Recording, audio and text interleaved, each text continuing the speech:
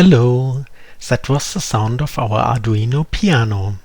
Today I will explain how to program a piano sound generator which produces for all the keys on the piano the sine wave tones with a frequency accuracy better than 1 cent. See you after the intro.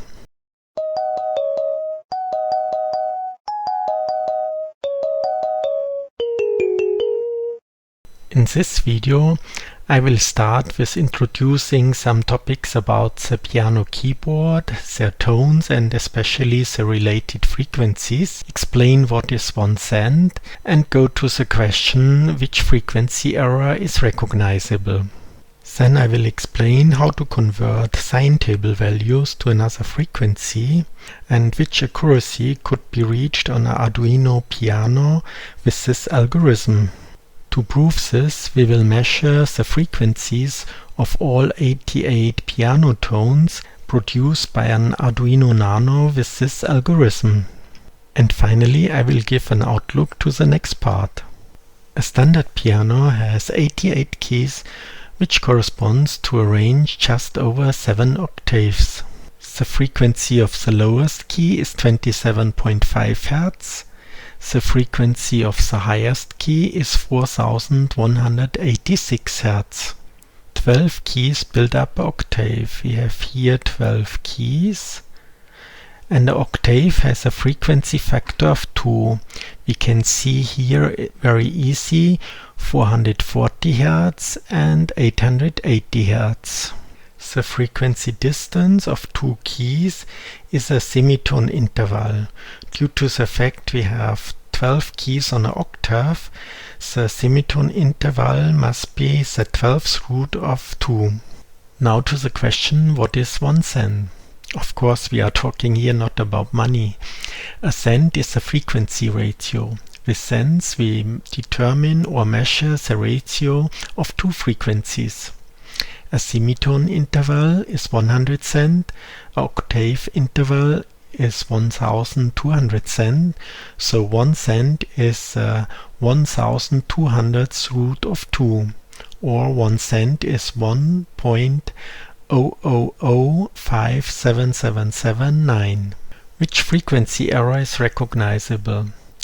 In the book from John Peirce, Klang, Musik mit den Ohren der Physik, or Sound, Music with the Ears of Physics, there is a table kleinster erkennbarer Frequenzunterschied für Sinuswellen in cent, or smallest perceptible frequency difference for sine waves in cent.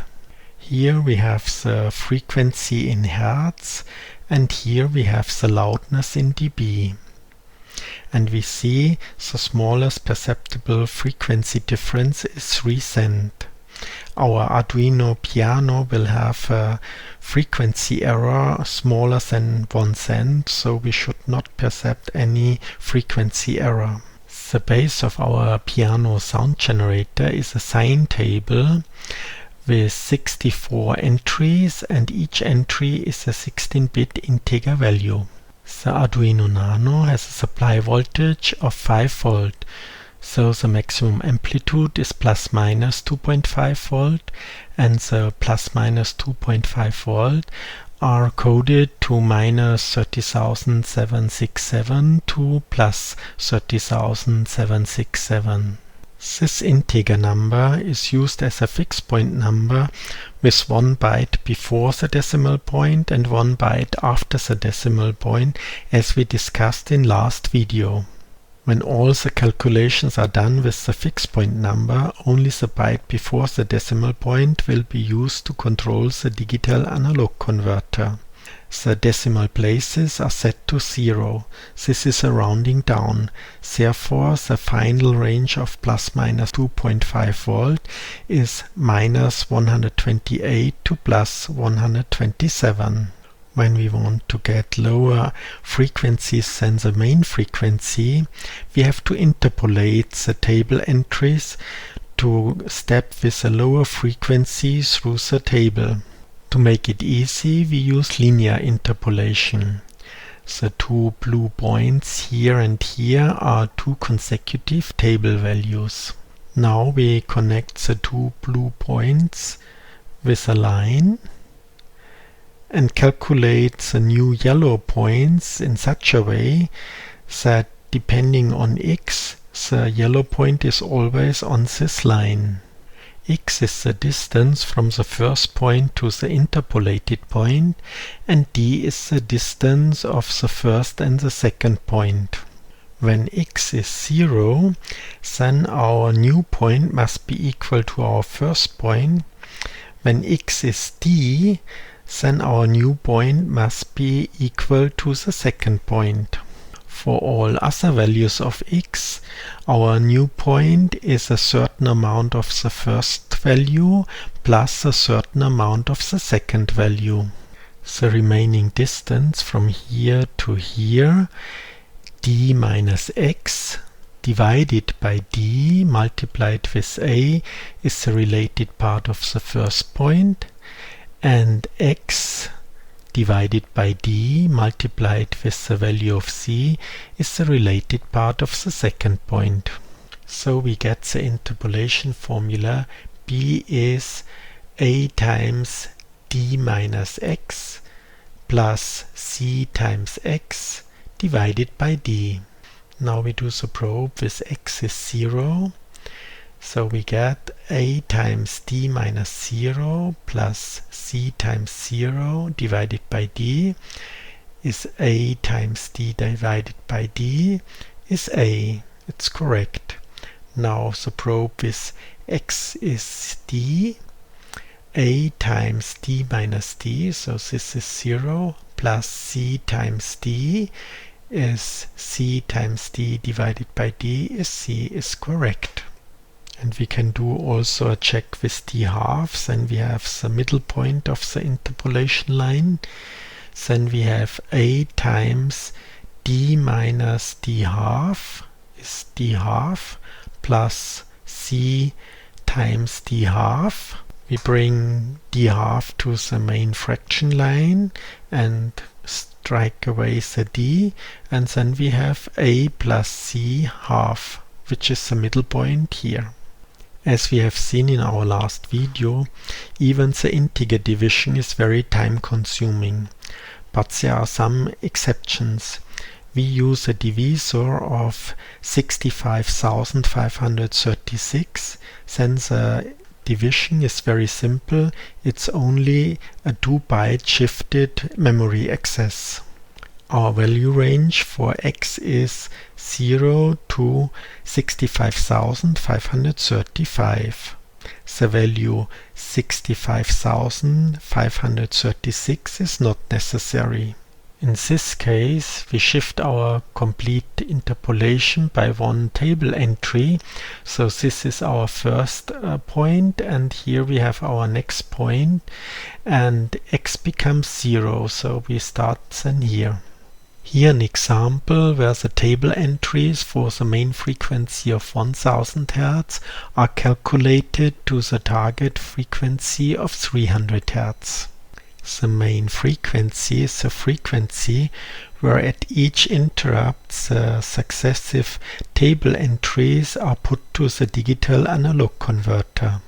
The target frequency is always lower than the main frequency, and it is the frequency where we at each interrupt calculate a new interpolation value here, here, here, here, and so on. The distance between two table entries is 65,536. This is the step width for the main frequency. The step width for the target frequency is target frequency divided by main frequency times 65,536. In our case, the step width is 19,661. It is the x distance between two interpolated values like here, or like here, here, here, and so on. At each interrupt we must calculate x is x plus step width. In the beginning, we use the first table point. At the interrupt here, we calculate x is x plus step width, so we have here one step width, and calculate this interpolation point. At the next interrupt, we add one step width and calculate this interpolation point for here. Next interrupt, we have step width 3 times and calculate this interpolation value for here. When we add the step width and the number becomes bigger or equal 65,536, then we must calculate x is x minus 65,536. But if we use for x a 16-bit unsigned integer, this operation is automatically be done by the overflow. The only thing where we have to take care is that with an overflow we must shift the table entries. For here we have the interpolation between this point 1 and this point 2, and now we have to shift the table entries that this is point 1 and this is point 2. And when we have the next overflow here, then we have to shift again the table entries that this is the point 1 and this is the point 2 for the interpolation calculation. In the program code, x is called frequency pointer and step width is called low frequency count. The interrupt frequency is processor clock divided by divider, is 16 MHz divided by 550, is about 29 kHz. With the interrupt frequency of 29 kHz, the Arduino has enough time at each interrupt to do all the calculation necessary for the tone generator, and have a little bit spare time for the main routine to do the overall control. The main frequency is the interrupt frequency divided by the sine table entries. So it's 29,091 Hertz divided by 64 is about 454.5 Hertz. We have a sine table with 64 entries and each entry is a 16-bit integer. To step through this table, we need a pointer, we call it SinePointer, and at each interrupt we must add 1. When the SinePointer reaches 64, it must be reset to 0 to avoid index out of range. Usually this is done by an if statement. If SinePointer is 64, then SinePointer is 0. But there is a better way. If we use here for the index a number 2 to the power of n, like 64. If we do after this increment a logic AND connection of 3f are 6 ones, then all the numbers from 0 to 63 remain unchanged. But if we have 64 is a 1 and 6 zeros, so a 1 and 6 zeros plus a 0 and 6 ones with a logical AND is 0, so this term becomes automatically 0 when we have 64. The advantage of this solution is that we have no if condition, it's only a simple calculation and the calculation time is always the same. This is very important at interrupt routines where you have to measure the time for the longest pass through the program code in the interrupt routine. And with each if statement you double the number of passes through the interrupt routine. And if you have only a calculation and no if statement, then you don't double the number of passes, then you don't double the number of measuring effort for measuring the interrupt time. As we have seen before, the main frequency is the maximum frequency for the output. But the piano has higher frequencies than 454.5 Hz. To solve the problem, we increment the SinePointer not only by 1, we also incremented it by 2, 3 and so on. The number is called SineTableStepWidth. If we use a SineTableStepWidth of 2, then we double the main frequency and get 909 Hz main frequency. The final formula is SinePointer plus SineTableStepWidth, and here we have again our logical AND with hexadecimal 3f. In general, the main frequency is the interrupt frequency times SineTableStepWidth divided by SineTable entries. Due to the fact that we need this more than one time in the program code, we define a macro called nextSineIndex xy, where x is the SinePointer and y is the SineTableStepWidth, and here we have the formula. We add both and make a logical AND connection with 3f hex. And here's the summary of our formulas. The resulting frequency is the main frequency here, interrupt frequency times SineTableStepWidth divided by SineTable length, multiplied with the slowdown factor, low frequency count divided by 65,536. The low frequency count we will get by rearranging the formula. We put these two terms below the fraction bar on the other side and these two terms above the fraction bar on the other side. And now we call the resulting frequency target frequency because they are different caused by the rounding. We must do the rounding because low frequency count is an integer number. And therefore, in most cases, the resulting frequency is not exactly the target frequency. The error factor is the resulting frequency divided by the target frequency. The error in cents is the logarithm of error factor divided by the logarithm of 1 cent, or the logarithm of error factor divided by the logarithm 2 to the power of 1 divided by 1200. For all the calculation I have established a spreadsheet. Here we have the key number, here we have the key name, here we have a graphical symbolic of the keyboard, and here we have all the frequencies of the tones. Here we have the semitone factor, which is the 12th root of 2. Here is the frequency of the first key, which is 27.5 Hz. And here the successive keys are with a semitone factor higher than the previous key. I scroll now a little bit down that we see the complete table, and we see on the key 88 we have a frequency of 4186 Hz. I go now back to the top.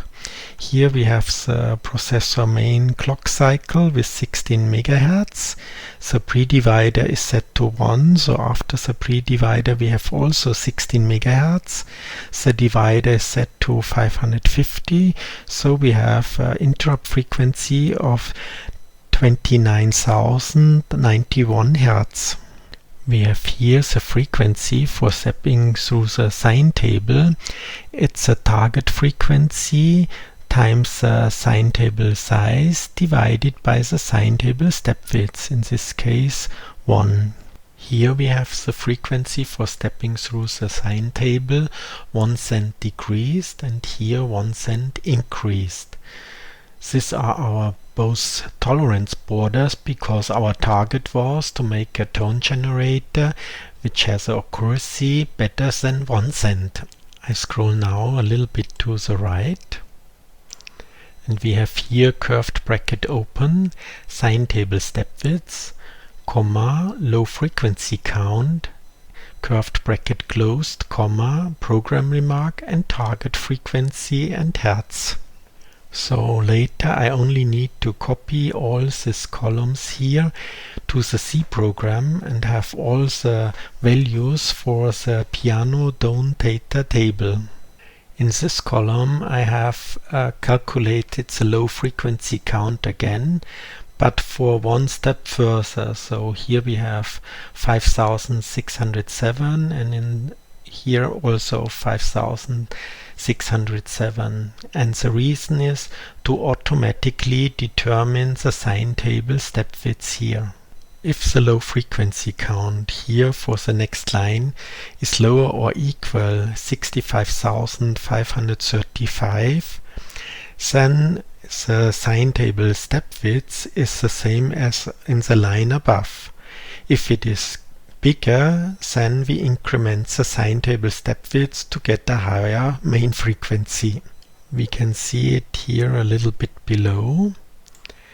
In this case, we are above 65,535, and therefore we increment here the sine table step width and get a higher main frequency, and as a result the low frequency count remains below 65,536.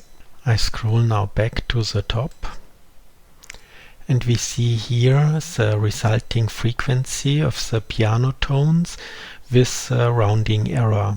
Here we have the -1 cent tolerance border and the +1 cent tolerance border to the piano frequency, the error factor and the error in cent. And here we have the maximum error in cent of this column, which is 0.187. Now we can calculate the total error. The maximum error from frequency conversion is, according our spreadsheet, 0.1872 cent. In the internet I found a tolerance for the Arduino quartz of ±30 ppm, which is 1.00003, which is 0.0519 cent. So we get the total error of 0.2391 cent, which is pretty below our target of 1 cent. Now we will do the frequency measurement. We have here our piano frequency. Here's the nominal frequency for stepping through the sine table, and here's the nominal frequency -1 cent and the nominal frequency +1 cent, and here we have the sine table step width. I will measure the nominal frequency for stepping through the sine table instead of the real piano frequency, because this is much higher and I will get a better resolution. Here we see the measurement of the frequency counter, and here we see that the frequency counter has a gate time of 1 second. My frequency counter has, according datasheet, a tolerance of ±20 ppm. Now the tone generator plays each tone of the 88 keys for 10 seconds. 2 seconds needs the frequency counter to stabilize, and 8 seconds are for you to compare the measured frequency with the nominal frequency and the two borders.